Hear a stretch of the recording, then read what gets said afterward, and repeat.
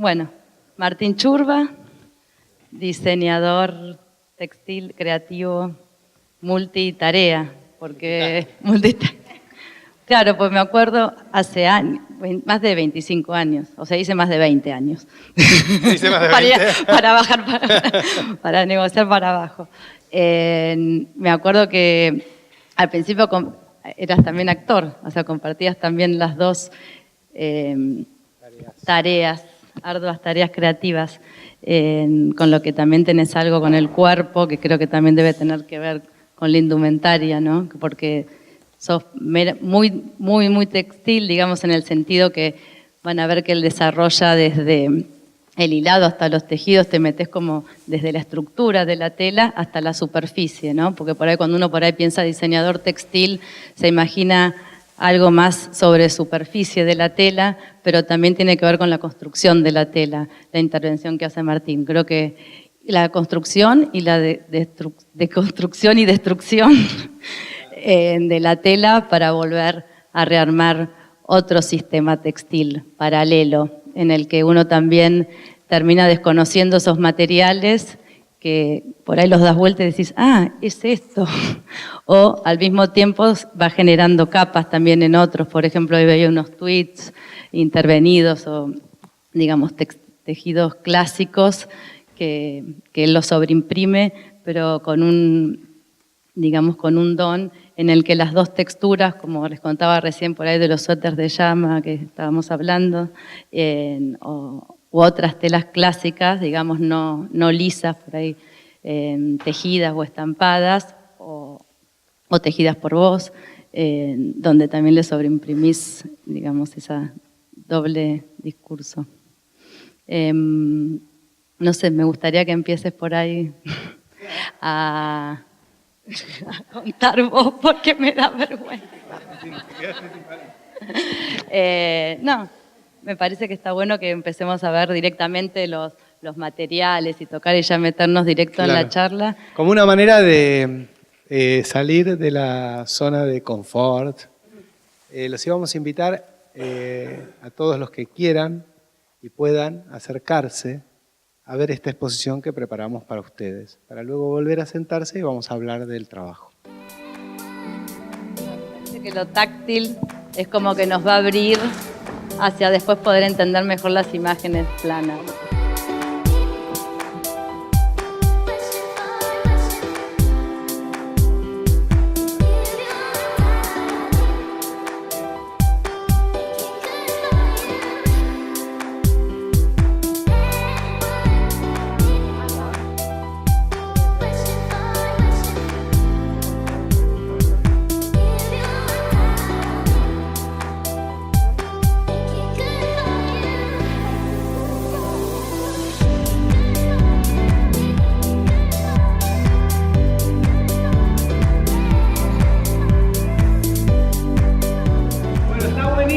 Pero ahora volvemos a nuestros lugares para que podamos hacer una... Si no nos vamos a quedar acá forever. Bueno, fíjense que recién nos ocurrió algo a todos, que fue que fuimos a una muestra de arte textil. Fue eso, ¿no? Recorrer los vertederos, recorrer las telas. Es medio como, ¿es eso?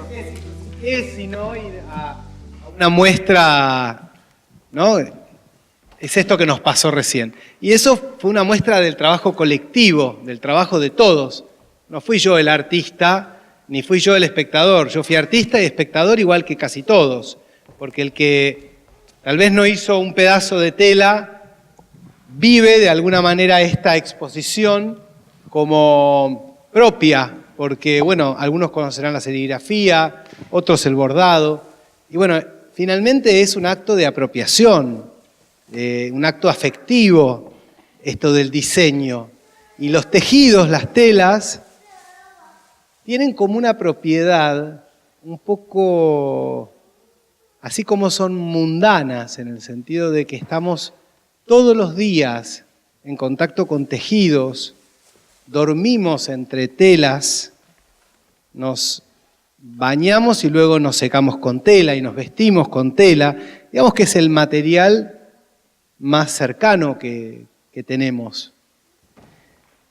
Y a la vez, una prenda que además de vestirnos, nos conforma en nuestra imagen, es decir, que es como nuestra piel social, la ropa, las telas. Además, está hecha por una sucesión de hilos y de puntos que se encuentran, se cruzan, se tensan y llenan el espacio, pero también dejan espacios vacíos. Y en esos espacios vacíos es como si se acumulara nuestra aura, nuestra energía, nuestras bacterias, nuestras células muertas. Es decir, es como un lugar que capta y que recibe y en donde pareciera que hay un lugar. Entonces, cargamos muchas veces afectivamente las telas y los indumentos, porque son como una especie de dimensión, muy cercana, muy palpable, pero a la vez muy empírica, ¿no? Yo me visto de una manera y la gente me mira de una forma. Y se acerca a mí o no de una forma. Y yo me visto de otra forma y cambia eso. Es decir que es como si produjera una marea. ¿Vieron las mareas que están en el agua y que se pueden ver porque el agua es densa? Bueno, esta es energía que no se ve, que está en el aire. Entonces, yo me copé con las telas desde bastante temprano y sentí que la tela era un receptor, un lugar a donde yo podía volcar mi expresividad, mi expresión, mi deseo, de un lado de la tela y del otro lado de la tela. Y parece algo muy tonto, muy curioso para mí, pero el hecho de trabajar en un material que tuviera dos lados, para mí fue la primera invitación más fuerte del textil. ¿Será que el papel, muchas veces, uno no concibe hacer un dibujo de un lado, darlo vuelta y hacer otro dibujo? No sé por qué, pero es como que el papel ya es usado cuando está usado de una sola cara. Pero la tela no. De hecho, cuando hablamos de reciclaje, cuando hablamos de ropa que ha vivido una vida y que alguien descartó y que otro encuentra, hasta a veces tenemos la sorpresa que la damos vuelta y está como nueva. Porque las telas tienen dos caras. Y es una hermosa metáfora de creación. Porque habla de esa cara que va para adentro y la que va para afuera. Y eso a mí me sedujo desde muy chico, no tan chico, a los 20. Me sedujo y empecé a trabajar sobre telas. Y no me conformaba con la idea de que la tela pudiera ser trabajada así o asá. Es decir, con lo que se hacía con las telas usualmente, la serigrafía, el bordado. Yo quería ir un poco más allá. Era como que a veces en la estampería, con los tachos de pintura de serigrafía, que fueron mis primeros colores, yo a veces un poco drogado por el solvente, un poco drogado por la creatividad, porque cuando cerraba la estampería a las 5 de la tarde, yo arreglaba para quedarme trabajando solo. Entonces tenía como una especie como de excitación y mambo, y yo hablaba con los colores. En realidad con los tachos de colores. Y lo que les decía a los tachos era que les preguntaba cuál iba primero, por ejemplo. Porque tener el rojo, el amarillo, el azul y el verde era demasiado. Yo no podía elegir cuál. Entonces les hablaba y digo, fue muy gracioso porque las que terminaron hablando fueron las telas. Porque lo que fue pasando con la textura, con la trama, con la capa, esto que decía Constanza de que el trabajo es como si fuese una superposición de ideas textiles, ¿sí? Vamos a ver algún ejemplo. Bueno, lo que puedo hacer para ustedes que están un poco más lejos es que después les acercamos la tela si la quieren ver. Por ejemplo, este es un tejido que puede comprar cualquiera de nosotros en cualquier mercado mayorista del mundo. Se llama piel sintética. Es un tejido hecho con fibra sintética, es decir, con fibras derivadas de como el plástico, el poliéster, y que como el poliéster es como un chicle, ¿no? El plástico. Una masa plástica, un Fastix, un oxirran seco, una goma de borrar. No, la goma de borrar es dura. La plasticola dura tiene una capacidad de hacerse cualquier cosa, porque imagínate que la puedes hacer recontra refinita, puede tomar cualquier forma. Entonces, con las fibras sintéticas, la industria textil ha hecho mucha fantasía, que se parezca a la piel, que se parezca al encaje, que se parezca al algodón, que el sintético parezca natural. Es decir, el plástico es como una especie de comodín que se puede transformar en cualquier cosa. Vos agarrás una fibra de algodón y sacás un pedacito y te estás llevando en realidad un tramo de algo que no sirve, claro. Y esta piel, que en realidad tiene una base, digamos, yo no sé si llegan a ver, pero ¿ven los pelitos que yo abro? ¿Los ven ahí? ¿Los ven ahí los pelitos? Claro. Si yo hago una estampa superficial sobre estos pelitos, es como que voy a tener la base de la tela, los pelitos, y en la punta de los pelitos, como una especie de paraguas de pintura, que es esto que ven acá. Pero entonces no va a servir, porque los pelitos se van a mover, están muy lejos de la base. Y entonces el resultado que se obtiene es que la pintura se craquelea, ¿llegan a ver? Y tiene como dimensiones, porque tiene una adentro, tiene una afuera, tiene dos colores, tiene lados, porque si la miro de acá no es lo mismo que si la miro de acá. Y por supuesto que si esa intervención de estampa la hago con un dibujo, acá no se llega a ver bien, pero no sé si lo van a reconocer, pero esto es un pedazo de un billete de nuestra moneda. ¿Sí? Es uno de los paisajes que tiene la moneda argentina, o que tuvo la moneda argentina, porque hicimos una investigación de imágenes que tomamos iconografía de la moneda. La moneda llamo al billete, la moneda, todo. Y vieron que en los billetes están esos dibujos que son con rayitas, es un solo color y que parecen fotografías, pero en realidad son como litografías.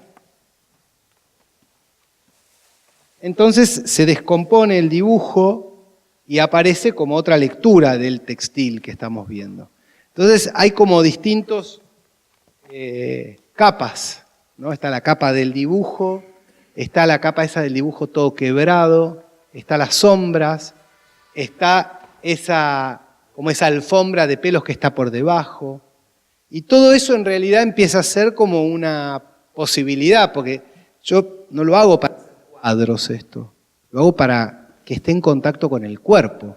Y entonces, en el movimiento o en el mismo contorno de revestir el cuerpo, todo eso se activa.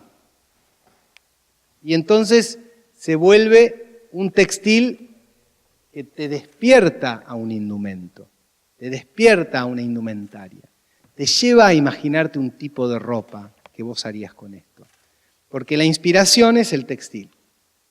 Fíjense que esta tela no está bordada. Esta tela le pegamos con calor las piecitas de plástico.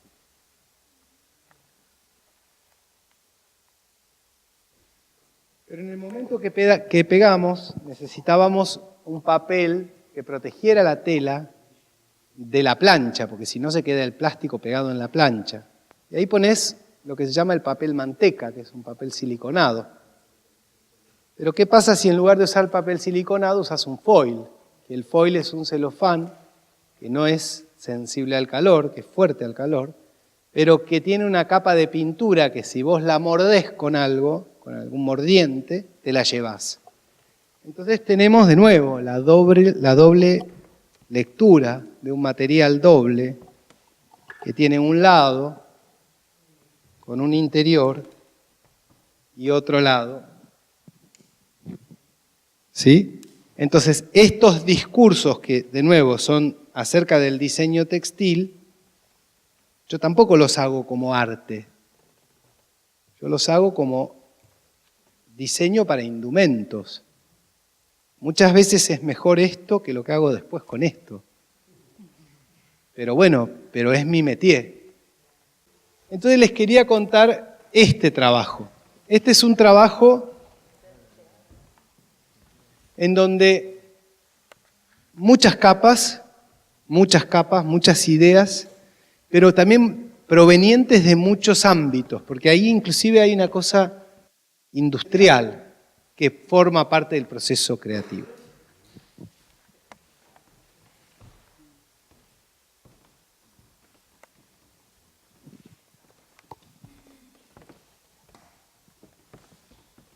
Si yo les pudiera mostrar de cerca esto, verían que de este lado, esto es un jersey negro. ¿Saben lo que es un jersey negro? Tóquense la tela de la remera, los que tengan puesta una remera, una camiseta. Esto es jersey.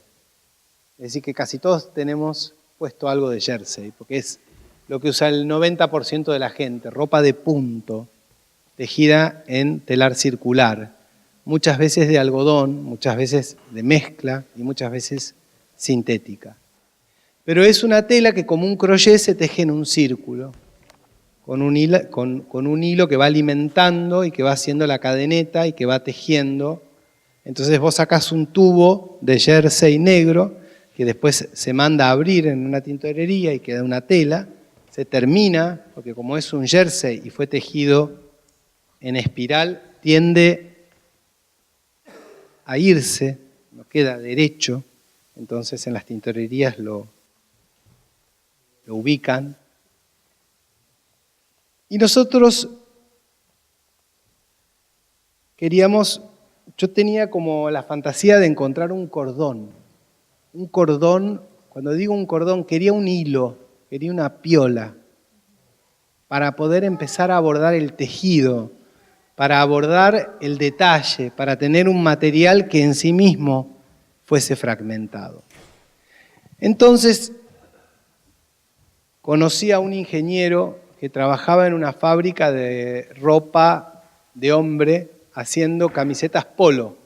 Camisetas polo es la chomba, ¿sí? Cuellito con elástico o que abre cuando estirás y cuerpo de piqué. Resulta que cuando tejían los cuellos, los teje una máquina y después hay que separar un cuello de otro cuello, porque el cuello termina, no tiene costura acá, como si el textil terminara de tejerse. Entonces la máquina lo teje, pero después vuelve a tejer el siguiente. Entonces hay que tener un método para separar un... Bueno, históricamente agarrabas un hilito de la punta y hacías... y te quedabas con un cuello. Pero bueno, parece que los suizos se inspiraron, hicieron un hilo que cuando vos le das temperatura desaparece. Imagínense un hilo de un material tipo una celulosa que se hace ceniza y vos le das 120 grados, una plancha, desaparece.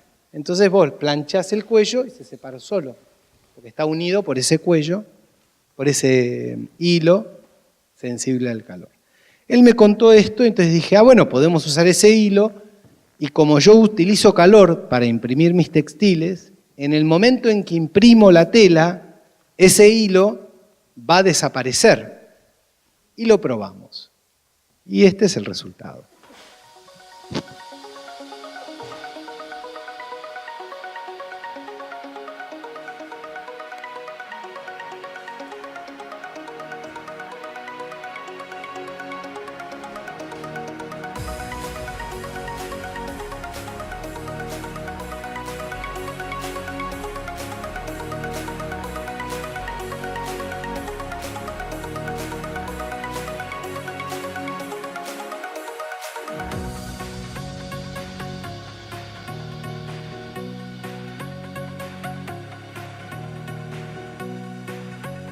Entonces,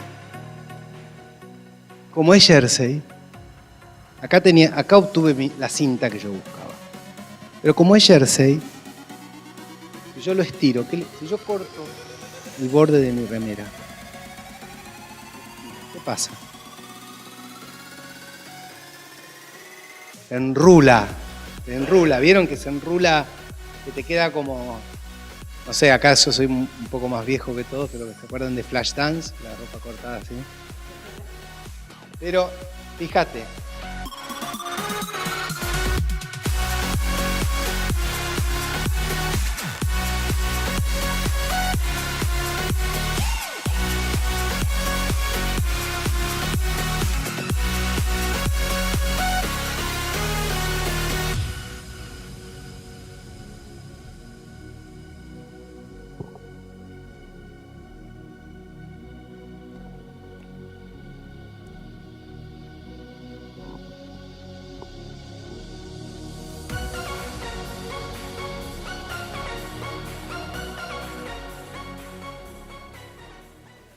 Esta tela estaba acá, la tomamos, es de los talleres de serigrafía de Arte en Barrios, ¿verdad?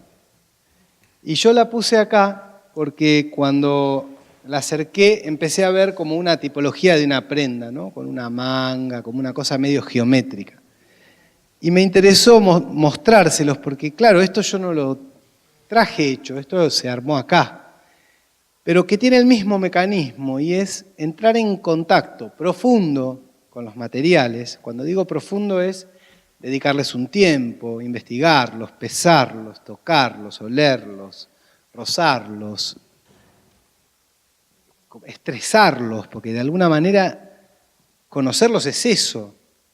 Y a partir de ese encuentro con el material empieza a surgir también un juego que puede empezar a proponer un volumen, que puede empezar a proponer una relación. Y bueno, y es muy sintomática, va saliendo. Imagínate, bueno, cuando tenés esto que te da tantas posibilidades de pensar tantas cosas, bueno, ahí necesitas un psicólogo, digamos, ¿no? Porque tenés que empezar a decir, bueno, a ver, tomo el camino del metalizado y bueno, estás cada 3 pasos parando a pensar, ¿y yo quién soy? Pero bueno, pero esa es la creatividad, elegir, digamos, la creatividad. Diseñar es elegir. Es decir, diciendo, bueno, esto sí, esto no. Esto sí, esto no. Esto sí, esto sí. Y esto sí, y esto sí. Y bueno, y ahí ya sonaste, porque lo mismo que con esto no, esto no, esto no. Si tiene que ser como un camino que uno va recorriendo, en donde van teniendo sí, no, sí, no, sí, no, y uno va moviendo.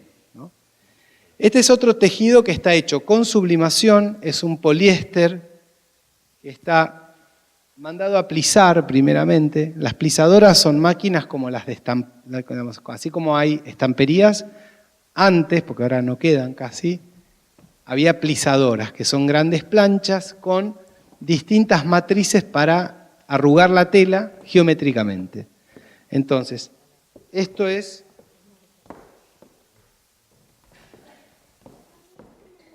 un poliéster, gracias, un poliéster plisado que se estampó de un lado de color fucsia y del otro lado le pusimos ese dibujo que es una fotografía. Entonces, bueno, pasa todo esto que ven, ¿no? Que cuando el movimiento le va generando como distintos aspectos. Inclusive acá adherimos otro textil que retuvo la apertura. Y fíjense lo que pasa cuando el textil está cerca del borde, que empieza a ser como un juego de abanicos, que es muy distinto a lo que pasa de este lado. Acá derrama la tela y no veo nada, en realidad. ¿Sí? Es decir, que acá tengo una fuente de inspiración para un montón de cosas. Puedo inspirarme para hacer la finalización de una manga, un cuello, una falda, puede ser una cintura. Es decir, que el textil es inspirador de la forma del indumento, ¿sí? Y ese es el camino que yo recorrí, el camino de mirar el textil, transformarlo y a partir de ahí proponer una idea de moda.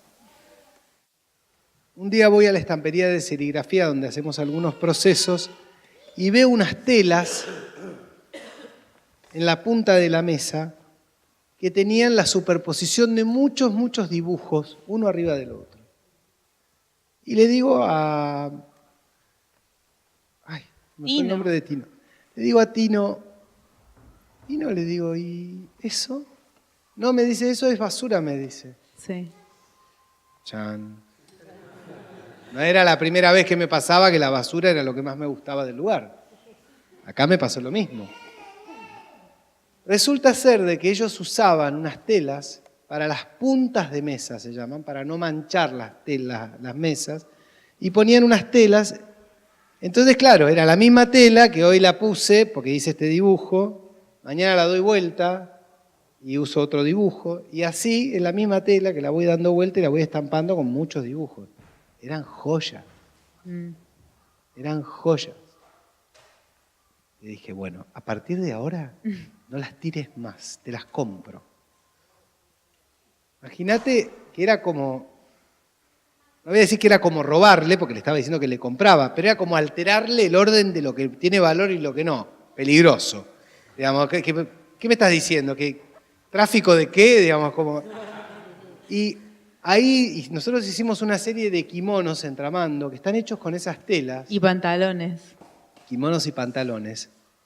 Y la verdad que para nosotros tienen una historia increíble, porque sabemos esa historia. Se la contamos a los clientes, pero de nuevo, lo importante tal vez no es el hecho de venderlo. El venderlo es una consecuencia y es bueno vender, es bueno monetizar las ideas, monetizar los recursos. Pero lo más bueno de todo es lo que te pasa a vos con la tela. Lo que le pasa al que se la compra. Lo que te pasa a vos que la hiciste o que la transformaste o que fuiste parte del proceso. Porque es como si esa necesidad que tenemos los seres humanos de escribir o dejar una huella o dejar un acto de presencia, que en mi caso, a mí me marcó para toda la vida dejar una huella. Eso es lo que yo hago con las telas. Dejo las huellas en el material. Y que muchas veces para todos el textil puede ser un lugar de desahogo, puede ser un lugar como un lugar a donde yo vuelco mi expresión. Y en ese sentido, como bitácora de la vida, tiene mucha nobleza. Y lo han hecho los seres humanos desde hace muchos años. De hecho, antes de aprender a escribir y de que existiera el papel, el hombre escribía con los telares. Le daba a los telares datos, información, que los telares, transformados en mantos, muchas veces ceremoniales, contaban eso que había escrito aquel artista textil, o contaban algo de quien llevaba ese textil también. Y todo eso pasa hace muchos años. Piensen que el hombre empezó a tejer, y cuando empezó a tejer, tejió sus telas para abrigarse, sus casas, los techos, las paredes con adobe, sobre los tejidos vegetales. Entonces, es una larga historia, y no es curioso que hoy nos siga dando abrigo. Sí, yo te quería hacer una pregunta, es muy interesante, muy lindo lo que compartís con todos, sobre todo este último tramo que es como tan esencial, ¿no? La pregunta va dirigida también a la persona, a Martín. ¿En qué momento, y entendiendo esto de dejar huella, se produce en vos este quiebre con respecto a la moda comercial y esta vuelta, digamos, a la artesanía? O sea, entendiendo el contexto, ¿no? Entendiendo el contexto mundial y el contexto local. Ahí cuento la historia de la remera y te contesto. Dale. Esta remera es una remera muy hermosa. Yo me enamoré en el momento, me la trajo una amiga, no debe tener 2 semanas, nueva. Me la trajo de Japón. Una amiga viajó a Japón y cuando llegó fue de compras y me regaló esta remera. Esta remera es de una casa de moda, de lo que se llama moda rápida, o en inglés, fast, que significa rápido en inglés, fashion, que significa moda. Habrán escuchado hablar de las marcas Zara, H&M, que son marcas en el mundo que hicieron colecciones de ropa muy accesibles en precio, hechas en distintos mercados del mundo en donde la producción es muy barata, con materiales muy estándar, muy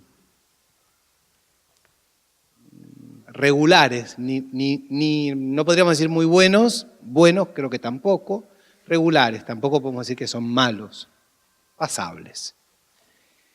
Y eso es lo que está pasando en el mundo, que, como contaba antes, el hecho de hacer ropa, y esto creo que algunos, los más grandes, saben que antes no había negocios de moda, había modistas.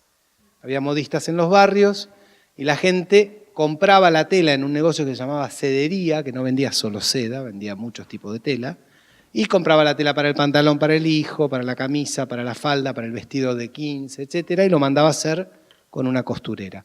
Había un montón de gente que participaba de este negocio, empleada, digamos, porque estaba la costurera que hacía el vestido y seguramente había mucha gente haciendo distintos procesos o en sus casas, etc. Pero esto se industrializó y empezaron a haber boutiques, marcas de moda y la gente empezó a comprar la ropa en los comercios. Esto habrá sido no hace mucho más de 50 años. No había negocios de moda, había muy pocos negocios de moda. Había, como les digo, negocios de tela y modistas, en todos lados había modistas. Y lamentablemente, eso que tiene una buena historia, ¿no? Que haya gente trabajando en su casa haciendo cosas para otros. Está bueno, porque entonces tenemos laburo y nos damos laburo entre todos. Y eso fue muriendo, porque surgen las marcas de ropa y la moda empieza a ser algo que todos quieren. Todos quieren porque es algo que te cambia el aspecto, como hablábamos antes. Y entonces, bueno, es una larga historia, pero hoy lo que está pasando es que son pocos grupos los que hacen la gran mayoría de la ropa que usamos. Pocos actores con enormes distribuciones, enormes factorías, enormes negocios de ropa, inundando el planeta de ropa que se descarta cada año como si fuera descartable. Sometiendo gente, bueno, utilizando las reglas, digamos, del globo, que viste que como es, lo que acá es ilegal, tal vez allá no, entonces no es tan fácil como atraparlos o juzgarlos, hay que ver, vamos, hay documentales al respecto que hablan de cómo se explota gente para estas grandes marcas que les mencionaba antes, pero a mí no me consta porque no me consta, digo, no lo puedo probar, pero lo creo, realmente creo que el negocio es capaz de cualquier cosa y que la ética de los empresarios tiene que cambiar, porque finalmente son muy responsables de lo que nos pasa a la mayoría en muchos aspectos. Entonces, lo que estuvo pasando en este último tiempo es que la moda argentina dejó de ser competitiva, porque no se actualizó la industria, entonces no hay materiales locales de calidad, no hay máquinas nuevas para tejer. Las fibras buenas, tenemos algunas fibras buenas acá en Sudamérica, algunas fibras de camélidos, de ovinos, tenemos algodón, pero se las llevan muchas veces sin procesar, se las llevan al costo, al menor precio, y la procesan con maquinaria italiana, con maquinaria peruana, con maquinaria boliviana, porque nosotros somos los más atrasados en esto. Ni Uruguay está tan atrasado como nosotros. Y es una situación muy desesperante porque hay mucha gente que se está quedando sin trabajo porque finalmente la política de Estado es que esta industria tampoco es competitiva. Entonces, es como decir, es una utopía que en Argentina se pueda hacer industria textil. Y si bien es una reflexión interesante para hacer en dónde ponemos la fuerza, ya que tenemos poca, y dónde no la desperdiciamos, también es muy importante como reconocer reconocer como la distancia que tenemos, la fuerza como creadores, porque también hay una enorme cantidad de creadores argentinos y no pasa en otros lugares de Latinoamérica. Hay alta creatividad en moda y bueno, y todo eso vuelve espinoso el contexto, difíciles los negocios y muchas veces, no sé, a mí me abriga mi mundo y hay veces estoy cagado de frío. ¿Sabían que está prohibida la importación de ropa usada a Argentina? Pero no está prohibida a Chile. Por lo tanto, cuando uno va a Chile, encuentra un barrio de negocios de ropa usada. Un barrio. Llegan en containers. Sí. En África también. Y reciben de Europa, que ¿qué hace Europa? Necesita un tacho de basura de toda la ropa, porque no la puede... está bien, sí, la quema, la recicla, no sé qué, pero tanta que además mandame 57.000 containers al África, otros 57.000 a Sudamérica, porque es basura que no sabemos qué hacer. El hecho de que la moda muchas veces también es una puerta de entrada a la libertad. Entonces aprovechémosla como una libertad. No nos encorsetemos en esto es de hombre, esto es de mujer, esto puedo, esto no puedo, porque al contrario, empiezo a jugar con eso y de repente la camisa que él descartó porque le resultaba anticuada, en ella es sexy. Claro, y se disfruta. Claro. En el momento en que no necesitabas imaginar nada, porque te daban todo hecho, vos empezaste a imaginar. ¿Por qué? Porque la ropa, es verdad, vamos a estar hasta acá de ropa, en 2-3 años ya se van a dar cuenta. Vamos a estar hasta acá de ropa. Lo que no va a faltar es ropa. El problema es qué hacemos con el espacio que nos quita la ropa. Entonces, en ese momento en donde eso no nos falta, aprendimos que los objetos pueden tener una segunda, una tercera, una cuarta vida y que nosotros somos los que dotamos de ese sentido. Entonces es un círculo de virtud. Bueno, muchas gracias. Bueno, muchas gracias.